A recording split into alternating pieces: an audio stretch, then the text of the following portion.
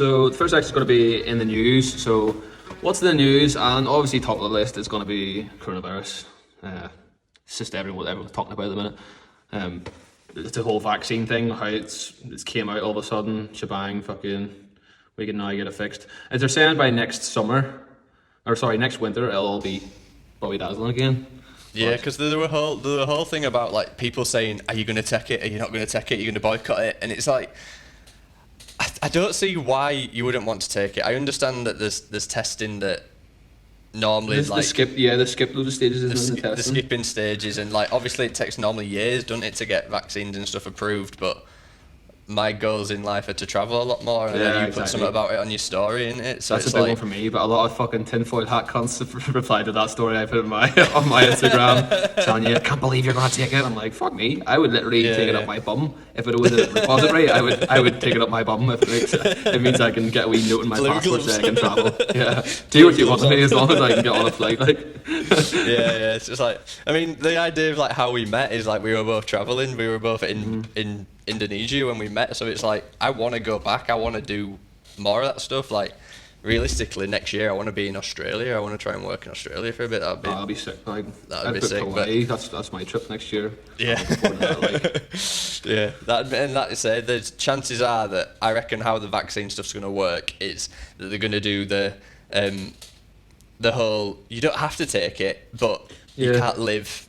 Like, you can't go here, you can't do that, you can't do this. Yeah, they're going to try to twist people's arms. I think that's why people don't really like the fact of it, because they are twisting your arm to take it, saying you can't travel here if you take this, blah, blah, blah. So, I don't know. Yeah. I'm a bit questionable about the company that's actually making the lead runner, the Pfizer. It's like, it's a Viagra company, isn't it? It's like they make the blue pill. So no. I've got actually. At what point do they think, right, we're gonna have to start? We're stopping giving people boners, and we're going to make a vaccine. Yeah, I got a good story about Viagra as well.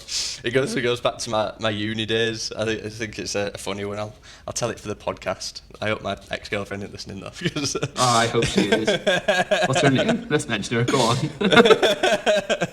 No, we're not calling any names, but my girlfriend at uni, I were out on a night out and I was absolutely like smashed. We used to do these things called circles at uni, which were like just a drinking social, and it would basically, there were two halves, you'd start each half with 4 pints. I played rugby at uni as well, so it were like rugby lads drinking kind of thing. Yeah. And you'd play loads of drinking games, and at the end of the first half, if you've got any of your 4 pints left, you're down the 4 pints. The second half starts, you have another 4 pints. So you're 8 pints before you've even kind of gone out. And it was like one of these particular days I was very, very pissed after this social. And then obviously I played rugby, and then my girlfriend would do her sport, and then we'd all meet on kind of the night out afterwards. And she saw how pissed I was, and for some reason I think she was particularly horny that day or something. And you're just a sexy guy. I was just doing I was doing more shots, drinking like Jaeger bombs and stuff, and apparently towards the end of the night, I didn't know this until like a week later, and apparently at the end of the night she put half a Viagra in my drink. She spiked you with it? She spiked it with Viagra, and we went back. I was too pissed anyway, I passed out, and I woke up with the worst hangover, like absolutely the worst hangover I've ever had in my life, and a massive rock on. For how long? Like, well, it was weird. It was just like the morning. It didn't like last all day, but I was a bit confused about it and didn't really click. Why are you doing this? Yeah. Stop embarrassing me in front of my friends. Yeah, it's just there. It's not just there. It were always a Wednesday night that we'd go out as well, so it'd be like Thursday morning.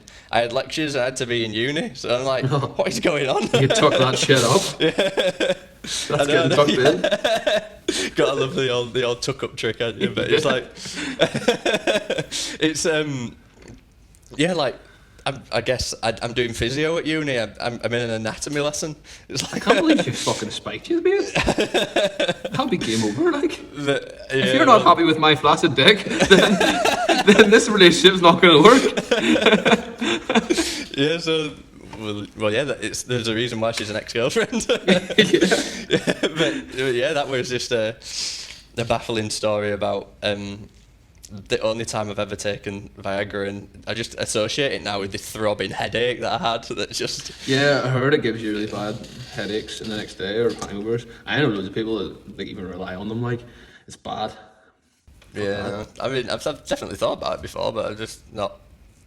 Apart from that, that's the only time I've ever taken it. And actually, I don't know if you have sex after taking it, is it that bad? Do you like get the release of whatever it's done? I don't know. Or do you just get the headache? Honestly, and you're stuff asking the wrong person. I'm pretty good at getting hard, like.